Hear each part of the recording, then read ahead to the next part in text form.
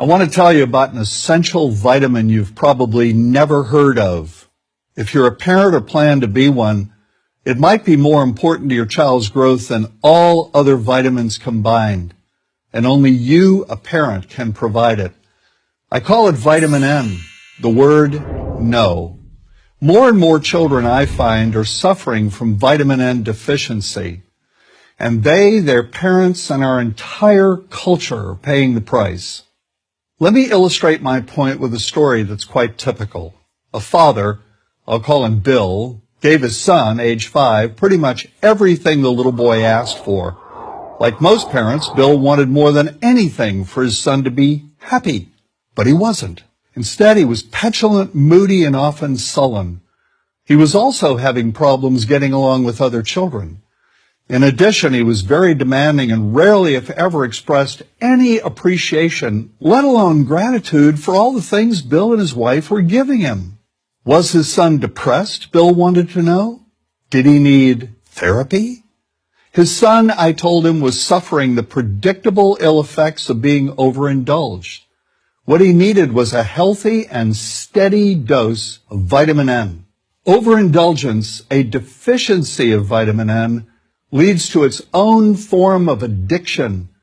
When the receiving of things begins to generate nothing but want for more things.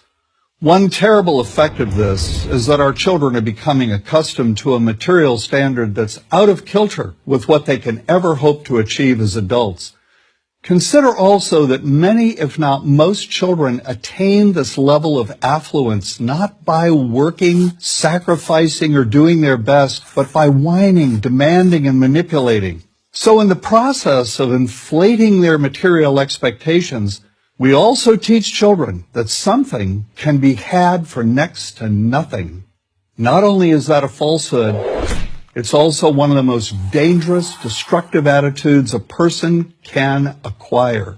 This may go a long way toward explaining why the mental health of children in the 1950s, when kids got a lot less, was significantly better than the mental health of today's kids.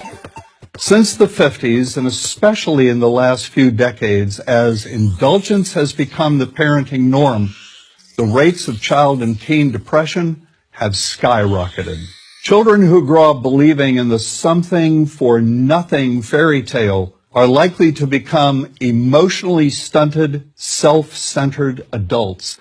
Then, when they themselves become parents, they're likely to overdose their children with material things. The piles of toys, plushies, and gadgets one finds scattered around most households. In that way, overindulgence, a deficiency of vitamin N, becomes an inherited disease. An addiction passed from one generation to the next. This also explains why children who get too much of what they want rarely take proper care of anything they have. Why should they? After all, experience tells them that more is always on the way. Children deserve better. They deserve to have parents attend to their needs for protection, affection, and direction.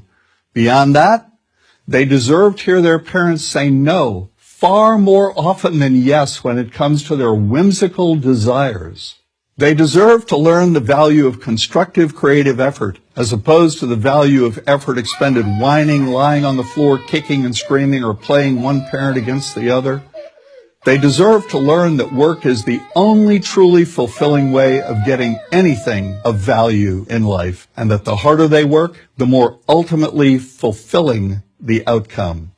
In the process of trying to protect children from frustration, parents have turned reality upside down. A child raised in this topsy-turvy fashion may not have the skills needed to stand on his or her own 2 feet when the time comes to do so. Here's a simple rule.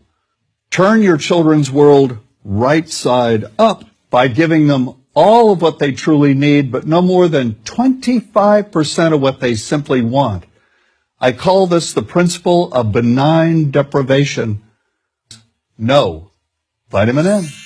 Dispense it frequently. You'll be happier in the long run, and so will your child. I'm John Rosemond, author and family psychologist for Prager University.